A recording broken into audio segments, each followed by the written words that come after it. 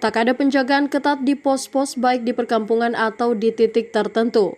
Pemandangan itu mulai dirasakan setelah pengejaran kelompok teroris telah selesai.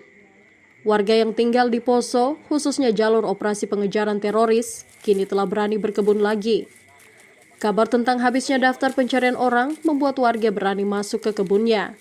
Seperti warga yang tinggal di Lembah Napu, Kabupaten Poso. Asmarani mengaku bersyukur dapat berkebun lagi. Kondisinya pun dirasakan telah aman jika harus masuk ke area perkebunan. Seperti diketahui, sebelumnya Kabupaten Poso, Kabupaten Sigi, dan Kabupaten Parigi Mautong masuk dalam operasi pengejaran kelompok teroris. Ini kan lumayan kan sudah aman kan, tapi di kebun. Kalau dulu memang tidak sama sekali. Apalagi kalau sudah begini, tidak ada mau dikasih mau di kebun. Ya, sangat berterima kasih karena keadaannya sudah sangat aman dan kita sudah berani ke kebun walaupun mungkin itu masuk sedikit ke hutan dibanding dulu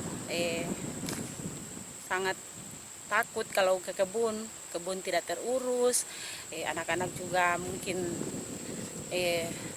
tidak sekolahnya tidak aman karena biasa kita tinggal di kebun karena kebunnya agak jauh dari kampung. Tapi sekarang terima kasih karena operasinya sudah selesai dan keadaannya sudah aman. Operasi itu terakhir bernama Operasi Madagoraya dan melibatkan ribuan personel gabungan TNI dan Polri. Kini, pasca berakhirnya pengejaran, operasi lebih dikhususkan pada pembinaan warga untuk mencegah adanya simpatisan baru. Aldrim Talara, Kompas TV.